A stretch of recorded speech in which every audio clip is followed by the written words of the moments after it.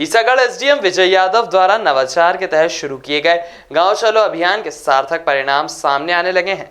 बीते दिनों मामौन गांव में आयोजित गांव चलो अभियान के दौरान आंगनबाड़ी और स्व सहायता समूह से संबंधित शिकायतें सामने आई थी। इस पर एसडीएम ने कार्रवाई करते हुए आंगनबाड़ी कार्यकर्ता की सेवा समाप्त की, वहीं समूह को भी हटा दिया। ग्रामीणों की समस्याओं को मौके पर ही हल करने के उद्देश्य से ईसागढ़ एसडीएम विजय यादव ने कलेक्टर आर उमा महेश्वरी के निर्देशन में एक नवाचार शुरू किया। इस नवाचार को गांव चलो अभियान का नाम दिया गया है।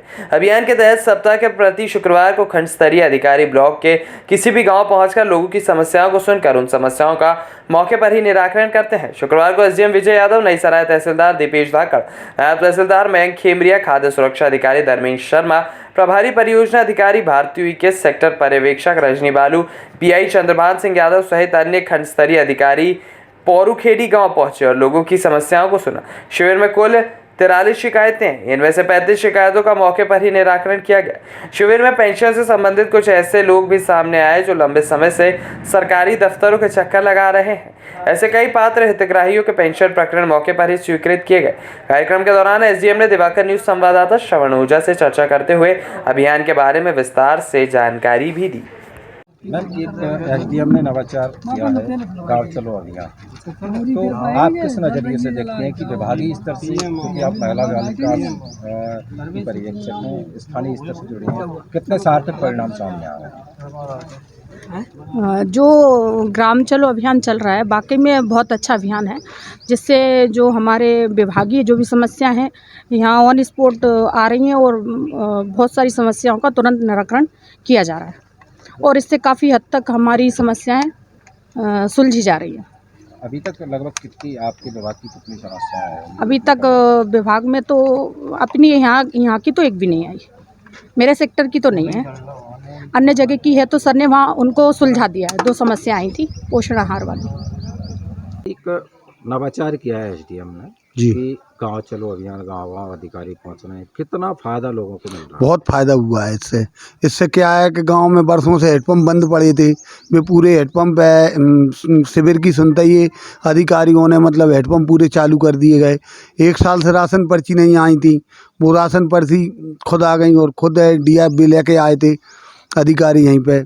और जैसे बीपीएल की समस्या थी तो वो भी मतलब तुरंत धान निराकरण हुआ। बहुत लोगों का बहुत कुछ अच्छा हुआ।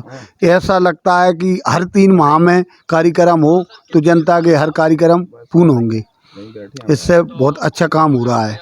जो माननीय मुख्यमंत्री महोदय और विधायक जी की बहुत अच्छी देन है और माननीय कलेक्टर साहब ने अच्छा सोचा है कि गांव-गांव में आके ये काम हो रहा है। एसडीएम साहब को बहुत बहुत धन्यवाद जो हमारे ग्राम में आए।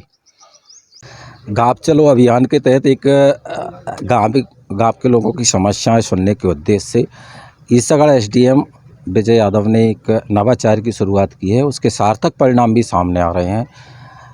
ग्रामीणों का मानना है कि खंड स्तरीय अधिकारी के गांव पहुंचने से बहुत सारी उनकी समस्याएं मौके पर ही हल हो रही हैं।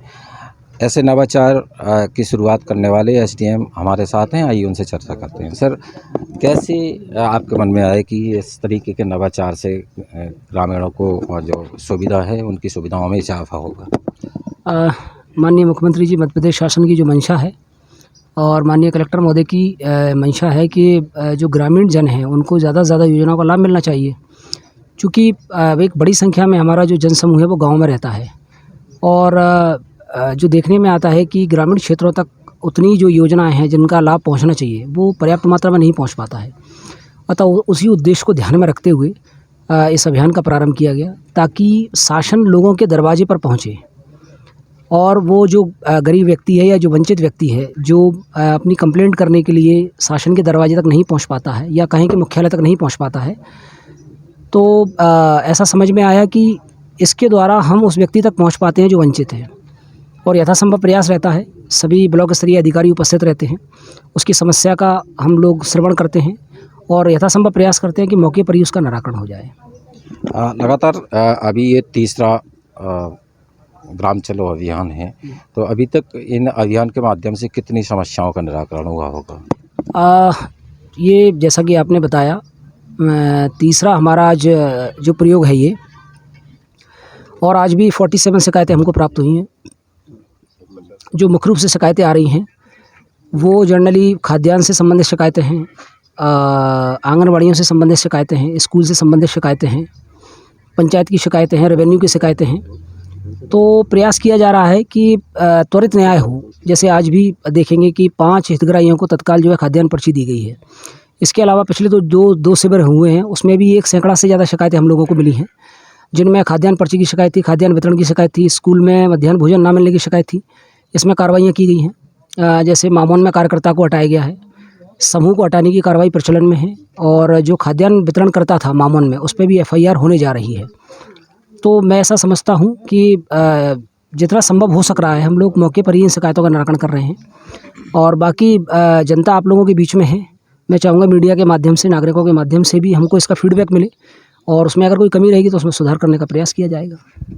एक गुड गवर्नेंस है सरकार की ये समय, तो गुड गवर्नेंस के तहत इसको इंक्लूड कर सकते हैं क्या? ये गुड गवर्नेंस का ही कंसेप्ट है कि जहाँ शासन और नागरिकों के बीच में एक बेहतर संवाद हो, नागरिक शासन तक जो उनकी पहुँच है उसे हम लोग सुगम बना सकें, और इसी को गुड गवर्नेंस कहा गया है।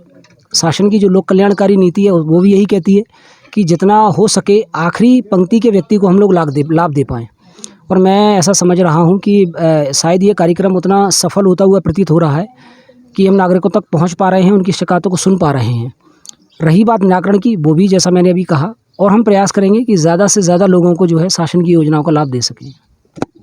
यह थे ईसागढ़ SDM विजय यादव, जिन्होंने उनके द्वारा किए गए नवाचार को विस्तार से समझाया।